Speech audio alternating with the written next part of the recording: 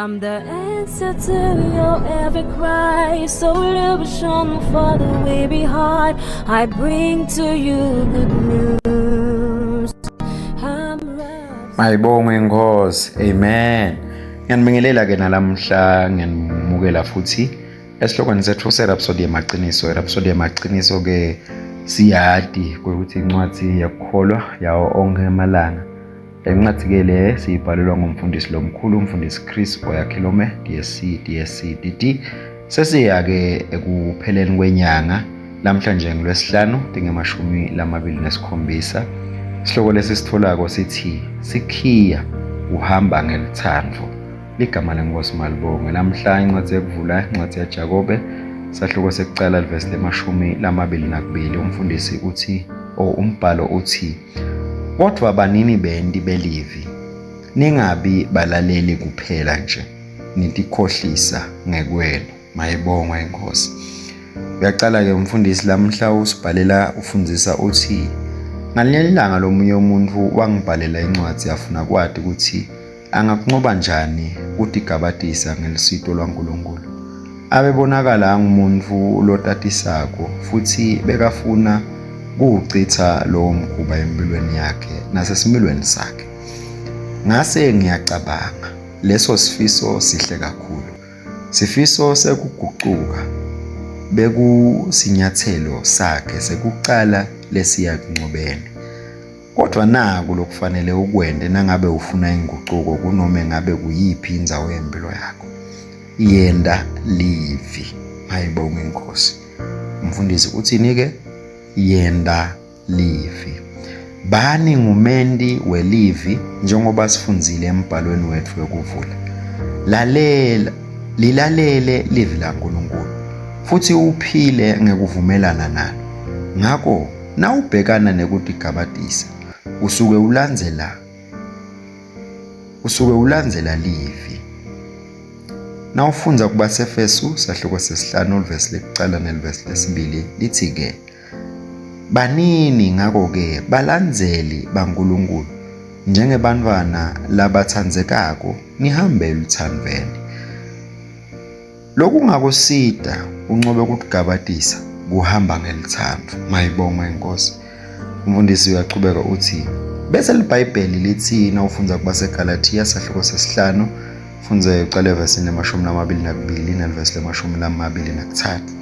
Kodwa tithelo tamoya nguleti: luthando, kujabula, kuthula, kubeketela, bubele, kulunga, ukholwa, kuthobeka, kutibamba. Kude umthetho lophambene nalokunjalo. Ligama leNkosi malibonge. Abuye ke umfundisi athi tithelo tamoya tichaza lokho lokwakheka ngekwemvelo emphefumulweni lodelwe kabusha wemuntu. Lokungumoya lodelwe kabusha.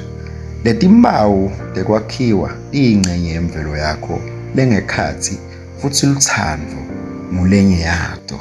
Ligama leNkosi malibonge. Nawufunza kubaseGalatiya sahloko sesihlanu uqale evesini lelishumi nemfica ugcine evesini lemashumi lamabili nakunye.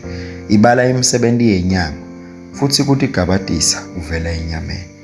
Khetha uhamba ngekutitfoba, injabulo, kuthula, kubeketela, sisa, buhle, kwethembeka, kuthobeka nangekutithiba.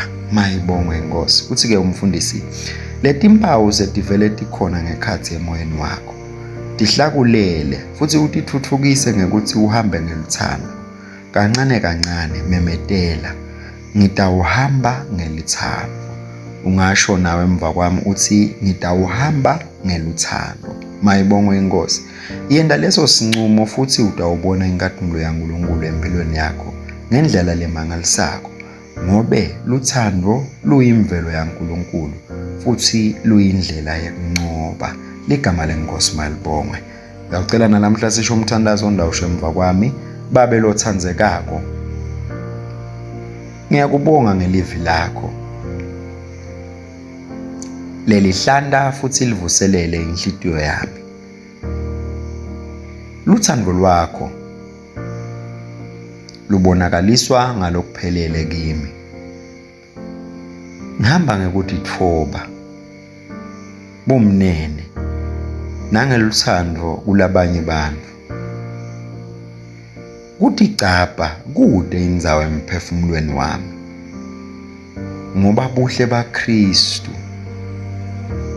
buyabonakala futhi buyeviwa emavini ami, emicabangweni kanye nasetendweni tami. Egameni laJesu, amen. Kuqhubeka nesifundo ke lamhla utawufunda incwadi yabaseGalatiya sahluko sesi-5 uqale versini 22 igcine versini 23.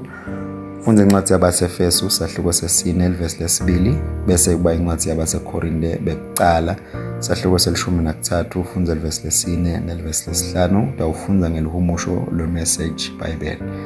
Kulabo labaseMsahlelo ukufunda iBhayibheli ngeminyaka munye lamhla batawufunda incwadi yaMakho sahluko sesi-8 uqale versini le-14 ugcine versini le-26 bese kuba incwadi yaNumeri sahluko sesi-3 nesahluko sesi-4.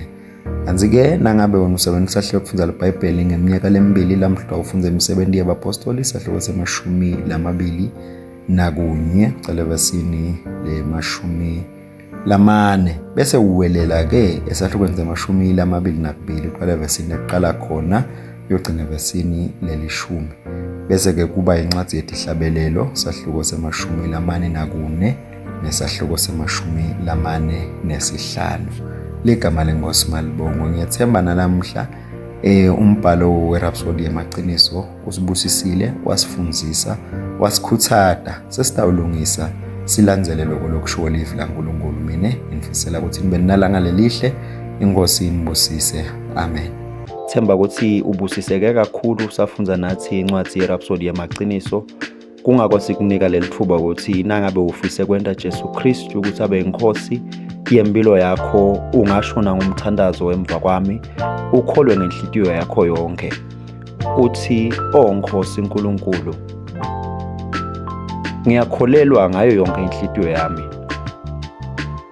enkosini Jesu Kristu, indvodzana yaNkulunkulu lophilako. Ngiyakholwa ukuthi wangifela nekuthi uNkulunkulu wamvusa kulabafile. Ngiyakholwa ukuthi uyaphila lamhla. Ngiyavuma ngemlomo wami ukuthi Jesu Kristu uyinkosi yempilo yami kusukela lamuhla. Ngaye nangeligama lakhe nginekuphila lokuphakathe. Ngidelwe kabusha. Ngiyabonga Nkosi ngekusinzisa impilo yami.